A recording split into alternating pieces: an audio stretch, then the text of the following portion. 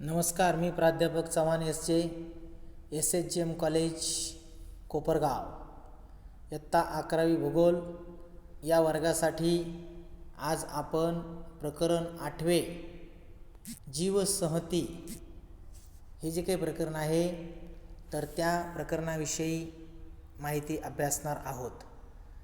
तर पहा, सर्वसाधारणपणे जीवसंहती हे जे काही प्रकरण आहे तर ते प्रकरण अभ्यासत असताना या ठिकाणी पहा, ही जी काही आकृती क्रमांक 8.1 दिलेली आहे, या ठिकाणी पहा हे आकृती 8.1 आणि मग ही जी काही आकृती क्रमांक 8.1 आहे तर या आकृतीमध्ये इथं जीवसंहती व परिसंस्थेमधील फरक याविषयीची ही जी काही आकृती दाखवलेली आहे तर त्या आकृतीचं निरीक्षण जे काही आहे तर ते निरीक्षण इथं आपण करायचं आहे.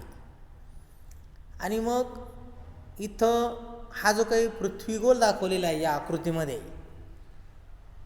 तर या पृथ्वीगोलावर इथं सर्वात शेवटी पहा खाली 0° अक्षवृत्त आहे आणि या ठिकाणी वरती उजव्या बाजूला 90° उत्तर अक्षवृत्त हे दाखवलेलं आहे. म्हणजेच इथं पहा, या ठिकाणी आकृतीचं जेव्हा आपण निरीक्षण करतो त्यावेळेला मग या अक्षवृत्तानुसार किंवा अक्षांशानुसार या ठिकाणी प्रत्येक ठिकाणी वेगवेगळ्या प्रकारची जीवसंहती जी काही आहे तर ही जीवसंहती आपल्याला आढळते. आणि मग आकृतीचं निरीक्षण करून या ठिकाणी हे जे काही आकृती क्रमांक 8.1 पहा व प्रश्नांची उत्तरं द्या अशा प्रकारचे 5 प्रश्न विचारलेले आहेत. तर तिथं आकृतीचं निरीक्षण करायचं आहे आणि मग ते जे काही 5 प्रश्न आहेत तर त्या 5 प्रश्नांची उत्तरं जी काही आहेत तर ती उत्तरं शोधायची आहेत. आणि मग आता पहा, इथं आकृतीत दाखवल्याप्रमाणे जगातील वेगवेगळ्या प्रदेशात विषुववृत्तापासून ध्रुवापर्यंत विविध प्रकार नैसर्गिक वनस्पती व वन्यजीवन आपल्याला पाहावयास मिळते.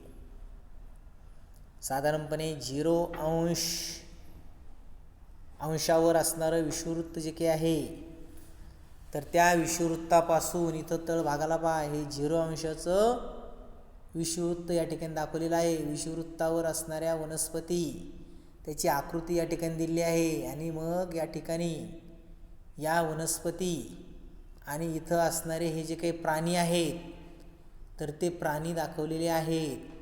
आणि मग इकडं पुढं पुन्हा विषुववृत्तापासून जसजसं आपण ध्रुवाकडे जातो तसतसं पहा या ठिकाणी या आकृतीमध्ये हा वाघ दिसतोय पहा. म्हणजे त्या ठिकाणी असणाऱ्या त्या वनस्पती, मग विषुववृत्ताच्या जवळ असणाऱ्या वनस्पती आणि ध्रुवाकडं जेव्हा आपण जातो त्यावेळेस त्या ठिकाणी असणाऱ्या वनस्पतींमध्ये फरक दिसतोय. प्राण्यांचा जर विचार केला तर इथं विषुववृत्तावर हा जे काही माकड हे जे काही प्राणी निळ्या रंगाच्या साह्यानं झाडावर दाखवलं आहे तर ते वृक्षांची उंची देखील जास्त आहे. त्या मानानं तुलनेनं विषुववृत्तापासून उत्तरेकडे ध्रुवाकडं जेव्हा आपण जातो त्यावेळेस इथं असणाऱ्या या वनस्पती पहा, वनस्पती उंचीनं थोड्या कमी दिसतात. आणि या ठिकाणी असणारा हा जो काही प्राणी आहे वाघ, हा प्राणी या ठिकाणी दाखवलेला आहे. म्हणजेच इथं पहा आकृतीत दर्शवल्याप्रमाणे मग विषुववृत्तापासून ध्रुवापर्यंत विविध प्रकारच्या नैसर्गिक वनस्पती, वन्यजीव, वनस्पतींचे वेगवेगळे प्रकार हे जे काही आहेत तर ते आपल्याला साधारणपणे पाहावयास मिळतात. आणि मग अक्षांशानुसार अशा प्रकारचा हा जो काही बदल आहे तर तो बदल आपल्याला आढळून येतो. एकाच प्रकारचे हवामान असलेल्या प्रदेशात विविध प्रकारच्या वनस्पती व प्राणी एकत्रित राहत असलेल्या प्रदेशाला जीवसंहती असे म्हणतात. आता इथं पहा, जीवसंहतीची जी काही थोडक्यात व्याख्या दिलेली आहे तर त्या व्याख्येचा विचार करता मग साधारणपणे एकाच प्रकारचं हवामान असलेले जे काही प्रदेश आहेत, तर त्या एकाच प्रकारच्या हवामान असलेल्या प्रदेशामध्ये विविध प्रकारच्या वनस्पती आणि प्राणी एकत्रित राहत असलेले आपल्याला आढळतात.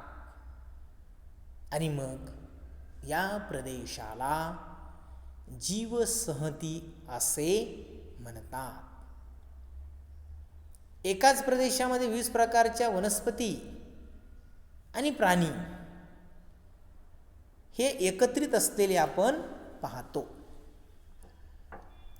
म्हणजेच या ठिकाणी विविध प्रकारचे प्राणी व वनस्पतींच्या प्रजातींचा समूह विशिष्ट परिस्थितीत एकमेकांशी सहसंबंध प्रस्थापित करत असतात. आता इथं पहा,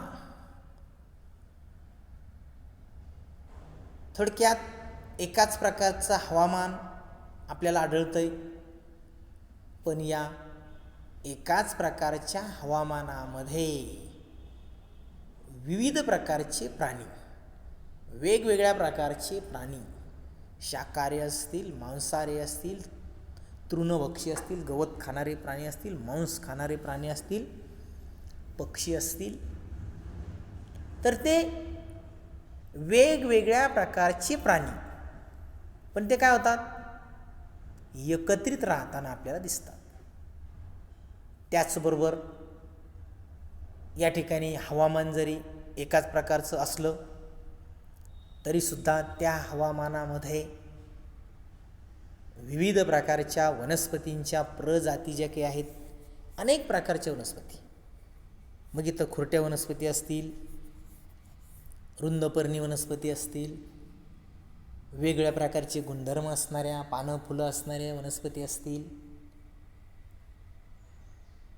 तर मग अशा पद्धतीने या वेगवेगळ्या प्राणी किंवा वनस्पती आपण त्यांना म्हणतो, तर या वेगवेगळ्या प्रकारच्या वनस्पती आणि वेगवेगळ्या प्रकारचे प्राणी हे प्रामुख्याने एकत्रित असलेले आपल्याला आढळतात. अनेक प्रकारच्या प्राण्यांचे समूह हे विशिष्ट परिस्थितीमध्ये एकमेकांशी सहसंबंध जे काही आहे तर ते प्रस्थापित करताना आपल्याला इथं आढळतात. म्हणजेच या ठिकाणी असणारं हवामान जे काही आहे, तर हे हवामान जरी सुद्धा एक प्रकारचं असलं, समान असलं किंवा एकसारखं जरी असलं तरीसुद्धा त्या एकाच प्रकारच्या हवामानामध्ये वनस्पतींच्या आणि प्राण्यांच्या प्रजातीमध्ये भिन्नता जी काही आहे, तर ती भिन्नता आपल्याला आढळते. परंतु ही जरी भिन्नता इथं आढळत असली तरीसुद्धा या वनस्पती आणि प्राण्यांच्या प्रजाती एकमेकांबरोबर संबंध जे काही आहे त्या ठिकाणी समूहाने, गुण्यागोविंदाने तिथं त्या प्रदेशामध्ये राहत असतात. आता या ठिकाणी पहा, मग या जीवसंहतीचं भौगोलिक स्पष्टीकरण अभ्यासत असताना साधारणपणे वेगवेगळ्या जीवसंहतीच्या भूसीमा या मुख्यतः हवामानानुसार निश्चित केल्या जातात. यामध्ये प्रामुख्याने पर्जन्य, तापमान, आर्द्रता, प्राप्त होणाऱ्या सौरतापाचे प्रमाण आणि मृदेची स्थिती यांचा प्रामुख्याने समावेश होतो. आता विविध प्रकारचं हवामान, वेगवेगळ्या प्रकारची जीवसंहती आणि वेगवेगळ्या प्रकारचं हवामान, तापमानामध्ये असणारी भिन्नता, पर्जन्यामध्ये असणारी भिन्नता, वातावरणात असणारी आर्द्रता, वेगवेगळ्या प्रकारची मृदा यांचा समावेश जो काही आहे तर तो समावेश इथं या जीवसंहतीच्या भूसीमेमध्ये केलेला आपल्याला आढळतो. आणि मग अशा प्रकारे या जीवसंहतीतील भिन्न प्रकारच्या वनस्पती आणि राहणारे प्राणी त्या प्रदेशामध्ये असणाऱ्या हवामानाच्या स्थितीला जुळवून घेताना आपल्याला आढळतात. म्हणजेच पहा, या ठिकाणी असणारी जीवसंहती, इथं असणाऱ्या वनस्पती आणि प्राणी हे जरी भिन्न भिन्न प्रकारचे असले तरी सुद्धा त्या ठिकाणी असणारं हवामान जे काही आहे, तर त्या हवामानाशी या वनस्पती आणि प्राणी एकमेकांशी जुळवून घेताना आपल्याला आढळतात. आणि मग यावरच आधारित या पाठामध्ये आपण हवामान स्थितीच्या आधारावर जीवसंहतीचं जे काही वर्गीकरण आहे, तर ते वर्गीकरण अभ्यासणार आहोत. आता इथं पहा, जीवसंहती आणि परिसंस्थेमधील फरक जर आपण लक्षात घेतला तर साधारणपणे एखाद्या प्रदेशामध्ये जेथे जैविक आणि अजैविक घटकामध्ये आंतरक्रिया घडत असते याला परिसंस्था असे म्हणतात. आता या ठिकाणी पहा, परिसंस्थेची व्याख्या दिलेली आहे आणि परिसंस्थेची व्याख्या अभ्यासत असताना इथं जैविक आणि अजैविक घटक हे महत्त्वपूर्ण अशा प्रकारचे घटक म्हणून मानले जातात. आणि मग एखाद्या प्रदेशामध्ये असणारे हे जे काही अजैविक आणि जैविक घटक आहेत, तर या जैविक आणि अजैविक घटकामध्ये जेव्हा आंतरक्रिया घडत असते तर यालाच परिसंस्था असे म्हणतात. आणि मग अशा प्रकारच्या या जैविक घटकांचा अभ्यास करत असताना परिसंस्थेमध्ये असणारे जैविक आणि अजैविक जे काही घटक आहेत, तर त्यामध्ये सुरुवातीला आपण जैविक घटक मग कोणकोणते आहेत, जैविक आणि अजैविक घटकामध्ये जी काही आंतरक्रिया घडत असते, तर ती आंतरक्रिया घडत असताना मग हे जैविक घटक कशा प्रकारची भूमिका या ठिकाणी पार पाडतात, तर याचा जर विचार केला तर जैविक घटकामध्ये साधारणपणे वेगवेगळ्या प्रकारच्या वनस्पती, प्राणी आणि जीवाणू यांचा प्रामुख्याने जैविक घटकामध्ये समावेश होतो. तर अजैविक घटकाचा जर विचार केला तर अजैविक घटकामध्ये मृदा, पाणी, सूर्यप्रकाश व पोषक द्रव्ये जी काही आहेत, तर त्या पोषक द्रव्यांचा समावेश हा प्रामुख्याने अजैविक घटकामध्ये केला जातो. आणि मग अशा प्रकारचे हे जे काही वेगवेगळे घटक आहेत पहा, तर त्या अजैविक घटकामध्ये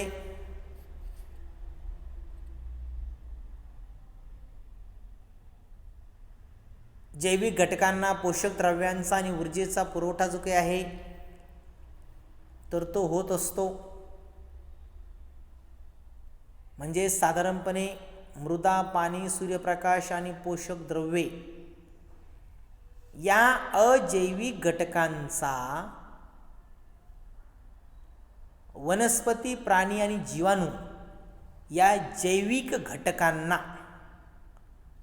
पोषक द्रव्यांचा पुरवठा आणि ऊर्जेचा पुरवठा जो काही आहे, तर हा पोषक द्रव्ये आणि ऊर्जेचा पुरवठा हा होत असतो. आणि मग यामधूनच या जैविक आणि अजैविक घटकांमध्ये अन्न साखळी व अन्न जाळे जे काही आहे, तर हे अन्न जाळे निर्माण होताना दिसते. एका परिसंस्थेमध्ये बरेच पोषण स्तर असतात. वेगवेगळ्या प्रकारच्या ज्या काही परिसंस्था आहेत, तर या परिसंस्थांचा जर विचार केला तर त्या वेगवेगळ्या परिसंस्थांपैकी एक परिसंस्था जर आपण विचारात घेतली तर या एका परिसंस्थेमध्ये बरेच अशा प्रकारचे पोषण स्तर असतात. त्यामध्ये पहिला स्तर वनस्पतीपासून सुरू होतो आणि त्यानंतरच्या सर्व स्तरावर विभिन्न प्राणी, पक्षी, सरपटणारे प्राणी असतात. प्रत्येक स्तरावर कोणती वनस्पती आणि कोणते प्राणी असतील हे त्या भागातील जीवसंहतीवर ठरत असते. याचं उदाहरण जर पाहायचं ठरलं तर उदाहरणार्थ नदी ही जी काही परिसंस्था आहे, तर नदी ही परिसंस्था एक परिसंस्थेचा प्रकार असून नदी विषुववृत्तीय प्रदेशात आहे की समशीतोष्ण प्रदेशामध्ये आहे, यावरून त्या परिसंस्थेतील पोषक स्तरानुसार तेथील वनस्पती आणि प्राणी जे काही आहेत, तर ते वनस्पती आणि प्राणी हे आढळत असतात. म्हणजेच नदी ही परिसंस्था कोणत्या प्रदेशामध्ये वाहते, त्या ठिकाणी असणारं तापमान कसं आहे, हवामान कसं आहे, त्या ठिकाणी असणारे मृदा प्रकार कोणते आहेत, नदीच्या पाण्याला जो काही पाण्याचा स्रोत जो काही मिळतोय तर तो कशा पद्धतीचा आहे, त्यानुसार त्या सर्व घटकांचा परिणाम त्या नदी परिसंस्थेच्या प्रदेशामध्ये किंवा नदी परिसंस्थेमध्ये असणाऱ्या वनस्पती आणि प्राणी, सूक्ष्मजीव हे प्रामुख्याने ठरत असतात किंवा ते त्या परिस्थितीनुसार त्या नदीच्या पाण्यामध्ये प्राणी, जलचर, सूक्ष्मजीव आणि वनस्पती जे काही आहेत तर त्या वनस्पती आढळतात. एकाच पोषण स्तरावर वेगवेगळ्या जीवसंहतीमध्ये वेगवेगळे प्राणी व वनस्पती असतील. एका जीवसंहतीमध्ये अनेक परिसंस्था असू शकतात. म्हणजेच या ठिकाणी पहा, एकच पोषण स्तर आहे, परंतु त्या एकच पोषण स्तरावर वेगवेगळ्या प्रकारची प्राणी व वनस्पती ज्या काही आहेत तर त्या प्रामुख्याने आढळत असतात. आता इथं पहा, जीवसंहतीच्या विषयी हा जगाचा नकाशा दिला आहे पहा, आणि या जगाच्या नकाशामध्ये ही जी काही सूची दिलेली आहे, सूचीमध्ये वेगवेगळे रंग दिलेले आहेत आणि मग त्या वेगवेगळ्या रंगानुसार वेगवेगळ्या प्रकारची जीवसंहती जी काही आहे तर ती जीवसंहती त्या रंगाच्या साहाय्याने दाखवण्याचा प्रयत्न केलेला आहे. नकाशाचं निरीक्षण करायचं आहे. सूचीमध्ये जे काही रंगसंगती दिलेली आहे, सांकेतिक चिन्ह आपण त्याला म्हणता येईल. आकृती क्रमांक 8.2. तर मग या ठिकाणी मग अशा प्रकारे या वेगवेगळ्या रंगाच्या सहाय्यानं ही जी काही जीवसंहती आहे तर ती जीवसंहती या ठिकाणी दाखवण्याचा प्रयत्न केला आहे. आता या ठिकाणी पहा, या आधीच्या मुद्द्यामध्ये आपण अभ्यासलंय की जीवसंहतीचे जे काही वेगवेगळे प्रकार आहेत तर त्या प्रकाराची आता आपण इथं माहिती घेणार आहोत. तर इथं प्रथमतः भूजीवसंहती याचा आपण अभ्यास करणार आहोत.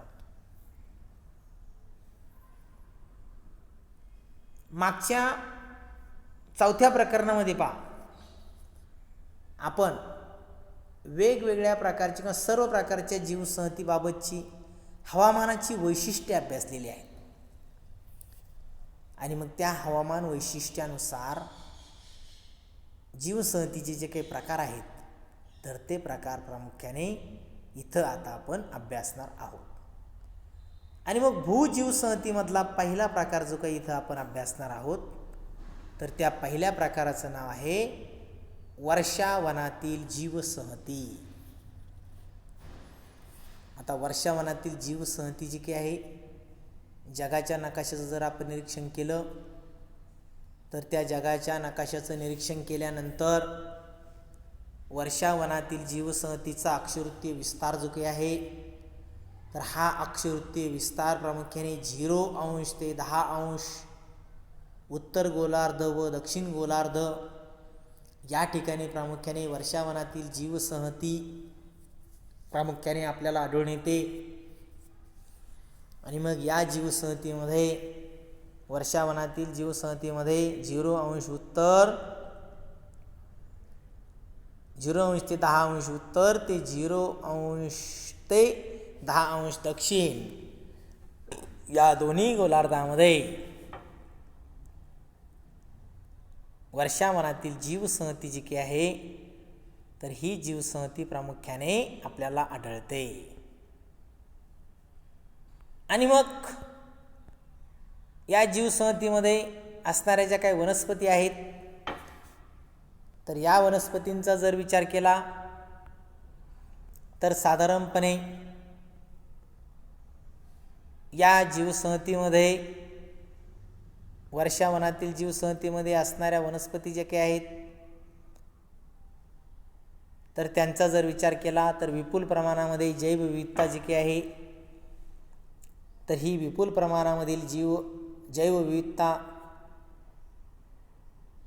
या वर्षावनातील जीवसंहतीमध्ये आढळते.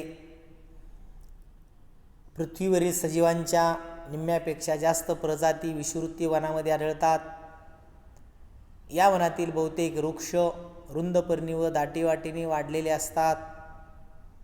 त्यांची उंची जी काही आहे, तर ती उंची सर्वसाधारणपणे 50 मीटरपर्यंत असते. एकत्रित अशा प्रकारचे, जवळजवळ अशा प्रकारचे वृक्ष या ठिकाणी वाढलेले असल्यामुळं सूर्यप्रकाश मिळवण्यासाठी या ठिकाणी वृक्षांमध्ये स्पर्धा निर्माण झालेली असते. आणि त्याचा परिणाम मग वृक्षांची उंची जी काही आहे, तर ती उंची वाढलेली आपल्याला आढळते. आणि ही उंची साधारणपणे 50 मीटरपर्यंत असलेली देखील आढळते. त्याचबरोबर वनस्पतींच्या शेंड्याकडील भागामध्ये वनस्पतींचं दाट आच्छादन तयार होतं आणि त्यामुळे तो भाग एखाद्या छतासारखा आपल्याला दिसतो. त्याचबरोबर या वनातील वृक्षांची उंचीनुसार प्रामुख्याने 3 स्तर जे काही आहेत, तर ते 3 स्तर आढळतात. पहिल्या स्तरामध्ये भूपृष्ठालगतचा भाग झुडुपांनी व्यापलेला असतो. त्यानंतर दुसरा स्तर कमी उंचीच्या झाडांचा असून तिसऱ्या स्तरामध्ये उंच आणि प्रचंड आकाराच्या वृक्षांचा समावेश झालेला आपल्याला आढळतो. त्याचबरोबर शेकडो वेलीसुद्धा या अरण्यामध्ये आपल्याला आढळतात. आणि त्यामुळं ही जंगलं किंवा ही वने घनदाट अशा प्रकारची बनलेली आपल्याला पाहावयास मिळतात. या ठिकाणी असणारी मृदा जी काही, तर ती मृदा अतिशय सुपीक असते. सुपीक आणि ह्युमसयुक्त अशा प्रकारची ही मृदा म्हणून ओळखली जाते. तसेच या वनामध्ये असणारे लाकूड, वृक्षाचं लाकूड कठीण असतं. वृक्षांच्या जातीचा जर विचार केला तर महोगनी, एबनी, रोजवूड, रबर, ताड, नारळ, पाम यासारखे वृक्ष, तसेच ऑर्किड, जंगली फुले, विविध प्रकारच्या वेली, नेचे आणि शैवाळ या प्रकारच्या वनस्पती जे काही आहेत, तर त्या वनस्पती या वर्षावनामध्ये प्रामुख्याने आपल्याला आढळतात. आणि मग अशा प्रकारच्या वेगवेगळ्या प्रकारच्या वनस्पती या वर्षावनामध्ये आढळत असल्या तरी त्या ठिकाणी असणारे प्राणीजीवन याचा जर आपण विचार केला तर प्राणीजीवनामध्ये मग माकड, ओरांगउटान, गोरिला, चिंपांझी, गिधाडवर्गीय पक्षी, हॉर्नबिल, पोपट इत्यादी विविध प्रजाती प्रामुख्याने या वर्षावनांच्या प्रदेशामध्ये आढळतात. त्याचबरोबर विविध प्रकारचे कीटक, फुलपाखरे, सरपटणारे प्राणी या जीवसंहतीमध्ये मोठ्या प्रमाणावर विपुल प्रमाणावर आढळतात. तसेच उष्ण दमाट हवामान, दलदलयुक्त जमिनीमुळे हे प्राणी जीवसंहतीमध्ये अधिवास करतात. स्तरीय वृक्षरचनेमुळे जमिनीपासून ते शेंड्यापर्यंत प्राणी व पक्ष्यांच्या प्रत्येक प्रजातीचे क्षेत्र वनांनी आखून दिलेले आहेत, जेथे या प्रजाती जीवन जगताना आपल्याला आढळून येतात. या ठिकाणी असणाऱ्या हवामानाचा जर विचार केला तर उष्ण आणि दमट अशा प्रकारचं दलदलयुक्त अशा प्रकारचं हवामान, दलदलयुक्त जमीन या ठिकाणी आढळते आणि त्यामुळे मग या ठिकाणी असणारे प्राणी हे त्या जीवसंस्थेमध्ये अधिवास करताना आपल्याला आढळतात. त्यानंतर मानवी जीवनाविषयीची माहिती जी काही आहे तर ती मानवी जीवनाविषयीची माहिती आपण नंतरच्या तासाला पाहूया. ओके, ठीक आहे.